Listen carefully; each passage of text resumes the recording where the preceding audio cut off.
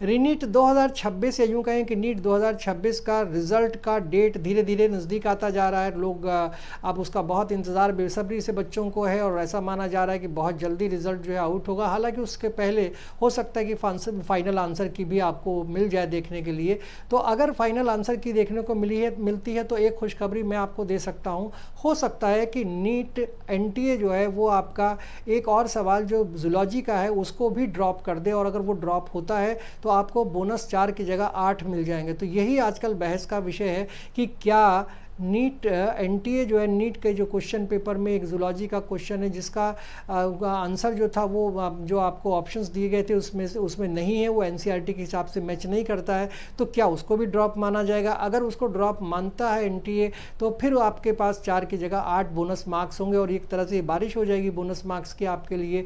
अब ये अच्छी खुशखबरी भी है, और ये रिज़ल्ट का इंतज़ार तो आप लोग कर ही रहे हैं, बहुत जल्दी रिज़ल्ट आने वाला भी है। दोनों चीज़ें आपकी साथ साथ होने जा रही हैं। एक्सपर्ट्स का कहना है कि जो अब तक एक जूलॉजी का क्वेश्चन है, एग्जैक्टली 4 सेट हैं तो चारों सेटों में है, लेकिन चारों में अलग अलग नंबर हैं, इसलिए अलग अलग नंबर के हिसाब से मैं आपको नहीं बता सकता। लेकिन एक क्वेश्चन ऐसा है जिसमें जो जूलॉजी के क्वेश्चन में जो आंसर है उसका ऑप्शन वहाँ पर एनसीईआरटी के हिसाब से मैच नहीं कर रहा है। अब एक्सपर्ट की अगर माने, उनका कहना ये है कि इस वजह से इस सवाल को एनटीए को ड्रॉप कर देना चाहिए। जैसे कि उन्होंने फिजिक्स का एक सवाल किया था, तो फिजिक्स का सवाल ड्रॉप करने के बाद उन्होंने 4 मार्क्स दिए थे, और एक और सवाल जो फिजिक्स का था जिसमें उन्होंने 2 ऑप्शंस को सही माना था कि दोनों ऑप्शन सही हैं, तो उसमें से जो भी आपने सही किया होगा उसके हिसाब से आपको मार्क्स मिल जाएंगे। तो ये तो हो गई फिजिक्स की बात। लेकिन जूलॉजी में भी एक ऐसा क्वेश्चन है जिस क्वेश्चन के अंदर जो है उसके ऑप्शन आप वहाँ पर मौजूद नहीं है, जो आपका आंसर की जो आपके ऑप्शंस दिए गए थे पेपर के अंदर उसमें वो नहीं है, ऑप्शन सही नहीं है, वो एनसीईआरटी के हिसाब से सही नहीं है, इसलिए उसके ऊपर ऑब्जेक्शन किया जा रहा है। दरअसल जो इलेक्ट्रोमैग्नेटिक का वेव्स का क्वेश्चन था उसको तो उन्होंने मान लिया है, या एनटी ने मान लिया है कि वो उसमें 2 ऑप्शंस दिए गए थे तो दोनों ऑप्शंस को सही है, उनमें तो कोई प्रॉब्लम नहीं है, वहाँ तक तो बात अब ठीक है। लेकिन अब जो एक नया सवाल खड़ा हुआ है वो जूलॉजी को लेकर है। तो अगर जूलॉजी का ये क्वेश्चन जो है वो गलत होता है तो इसको ड्रॉप अगर मान लेता है एनटीए तो फिर वहाँ पर आपको 4 की जगह 8 बोनस मार्क्स मिलेंगे।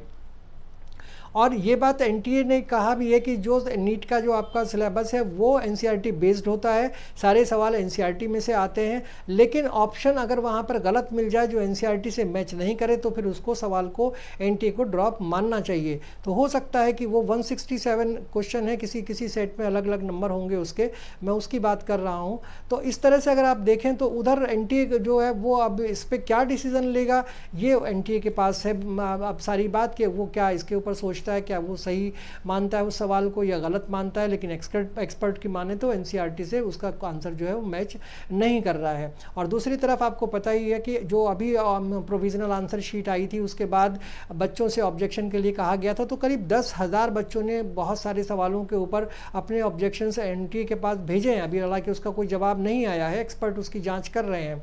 तो अगर एक्सपर्ट जाँच करते हैं और वहाँ पर वो जूलॉजी का क्वेश्चन भी इस दायरे में आ जाता है तो फिर 20 लाख बच्चों को 4 और बोनस मार्क्स मिलेंगे, और वो 8 बोनस मार्क्स हो सकते हैं। 4 तो आपको मिलेंगे ही मिलेंगे, वो तो तय है, लेकिन 8 भी हो सकते हैं अगर एनटीए ने वो जूलॉजी का क्वेश्चन गलत मान लिया तो।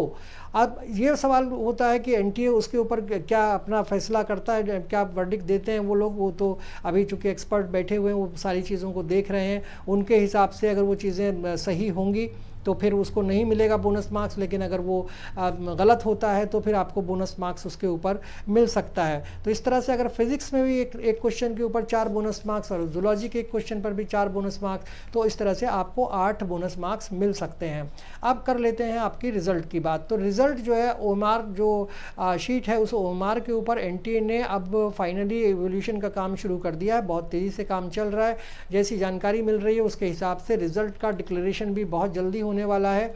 कुछ लोगों का कहना है कि जो रिज़ल्ट है वो 14-15 तक आ जाएगा, लेकिन ज़्यादातर लोग ये भी मान रहे हैं कि 20 तारीख तक फाइनली रिज़ल्ट आपका आ जाएगा। 20 जुलाई आप एक्सपेक्टेड फाइनल मान के चलिए, एक्सपेक्टेड तो 14-15 है, तो 20 जुलाई तक आपका रिज़ल्ट आ जाना चाहिए, आ जाएगा। ऐसा जो जानकार लोग हैं उनका मानना ये है कि 20 तारीख तक आपका 20 जुलाई तक रिज़ल्ट हर हालत में आ जाएगा।